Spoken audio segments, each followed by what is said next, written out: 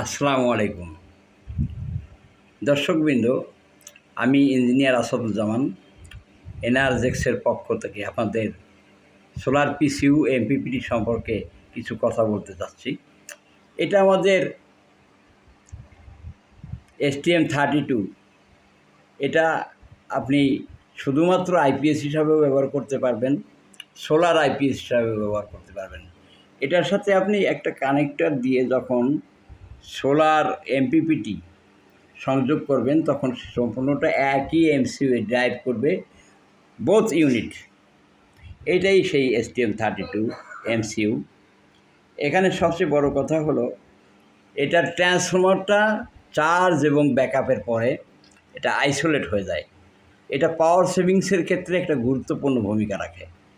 তাছাড়া আরও একটা ব্যাপার হলো এটা পিওর সাইন ওয়েভ। এটা আপনার ডিসপ্লে আইডল মুডে থাকে, যখন সুইচিং করবেন তখন সে ব্যাকলাইটটা অন হয়ে যাবে। আর আপনার কোনো ক্রমেই স্কোরের কোনো আইপিএস ইউপিএস বা হাইব্রিড সোলার কিনবেন না। এটা ওল্ড ভার্সান। এটা যদি এত উপযোগী হতো তাহলে সমগ্র বিদ্যুৎ কোম্পানিগুলো স্কোয়ার উৎপাদন করত। মডিফাইড সাইন ওয়েভও আপনার স্কোয়ার ওয়েভের একটা উন্নত ভার্সান। তাছাড়া এমপিপিটি সম্পর্কে আপনাদের যে ধারণাটা আমি দিতে চাচ্ছি, এখানেই দেখেন এটা ডুয়েল আউটপুট অর্থ হলো, দেখেন ব্যাটারি কানেকশনের জন্য একটা পয়েন্ট, লোডের জন্য একটা পয়েন্ট, দুইটা জিনিস একটা হল সেন্সর WC1600 সে কন্ট্রোল করে। এটা আমাদের সবগুলো এমপিপিটি হল সেন্সর এবং WC1600 দিয়ে করা। এটা আমাদের 3 কয়েল এমপিপিটি। এটা 80 to 90 অ্যাম্পিয়ার ক্ষমতা সম্পন্ন।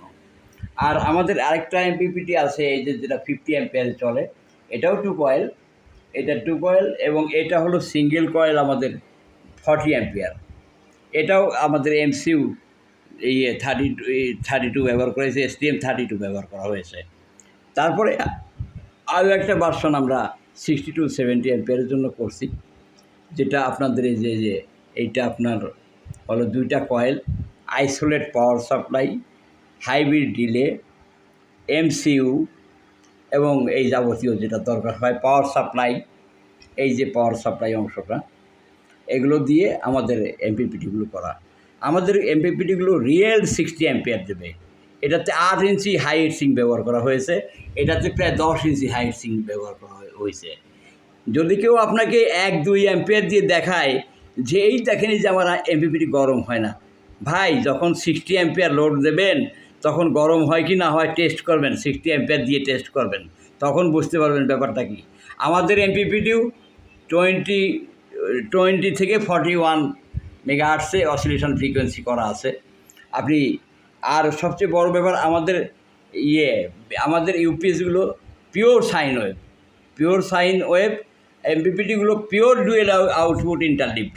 এটা আমাদের একটা মডেল, এটা আমাদের আরেকটা মডেল, এটা আমাদের আরেকটা মডেল, এইটা আরেকটা মডেল।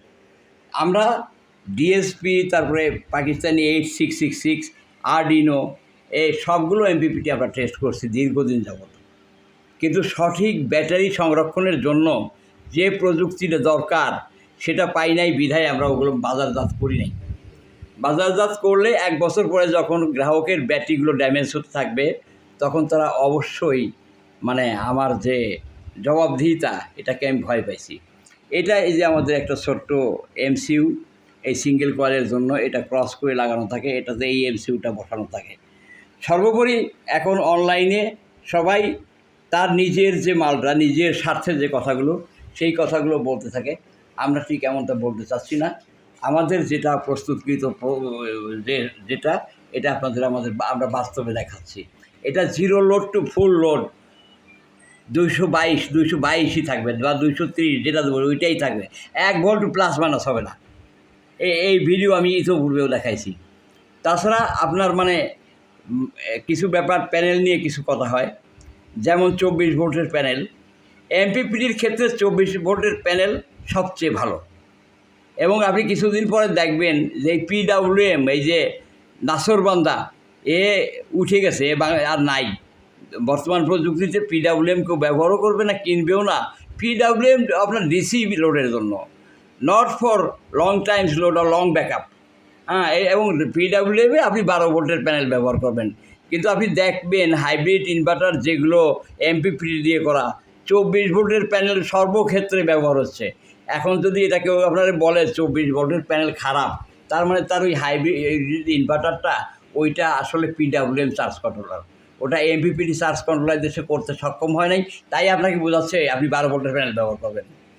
ভাই, বিশ্ব প্রযুক্তিতে পাওমার কোম্পানি এত বড় একটা কোম্পানি, বাংলাদেশের সবগুলো কোম্পানি এক করলেও পাওয়ার কোম্পানির সমকক্ষ হইবে না।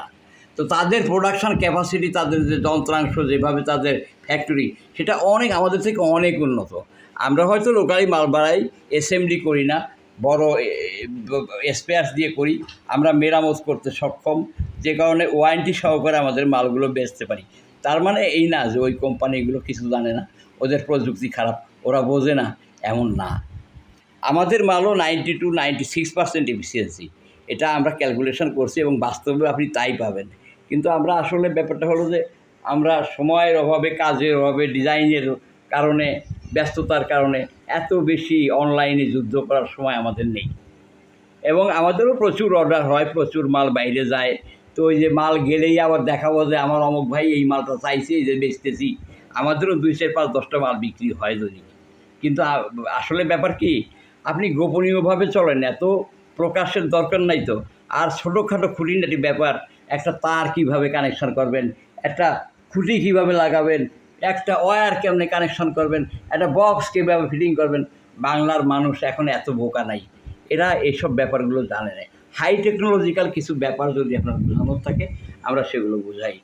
বাংলাদেশের ক্ষেত্রে যতগুলো প্রযুক্তি আছে এমপিপিটি এবং সোলার পিসিউ নিয়ে, আল্লাহর রহমতে আমাদের কাছে সবগুলো বিদ্যমান আছে।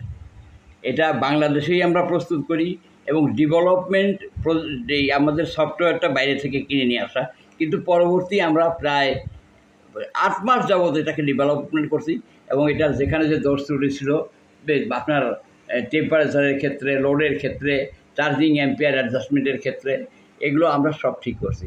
আমাদের আইপিএসে আপনি চার্জিংয়ের সবগুলো মোড পাবেন, সবগুলো, gravity charge, float charge, bulk charge, selection সব পাবেন এর পরবর্তী ভিডিওতে। এবং এলসিডি ডিসপ্লে আপনি 1 থেকে শুরু করে সিলেকশানে 1, 2, 3, 4, 20x4 সবগুলো এলসিডি ব্যবহার করতে পারবেন। তাছাড়া প্রোগ্রাম সুইচ, আপনি যদি মনে করেন যে আপনি নিজে প্রোগ্রাম করবেন, আমাদের যে এলসিডি পার্ট, এটাতে প্রোগ্রাম আপনার সুইচ আছে, আপনি নিজের মতো নিজে আপনি করতে পারবেন। এই যে আমাদের 16x20, এটাতেও প্রোগ্রাম সুইচ আছে, আপনি এটাকে 2 লাইন করেও চালাইতে পারবেন। তো এই হলো ব্যাপারটা, এটা নিয়ে এত বেশি পাল্লা। সবাই ভালো মাল বেচুক, বাংলাদেশে অনেক উন্নত হয়েছে, সবাই প্রযুক্তিগতভাবে উৎকর্ষ সাধন করুক, কিন্তু মানুষকে ভালো মাল দিক এবং ভুল তথ্য প্রকাশ না করুক, এটাই আমার সবচেয়ে বড় কথা। তো আপনাদের জ্ঞাতার্থে আমি কথাগুলো বললাম। আমার যদি কোনো ভুল ত্রুটি হয়ে থাকে, দয়া করে আমার নাম্বারে ফোন করে ভালো মন্দ যে কোনো ব্যাপারে যোগাযোগ করবেন। আসসালামু আলাইকুম, সবাইকে ধন্যবাদ।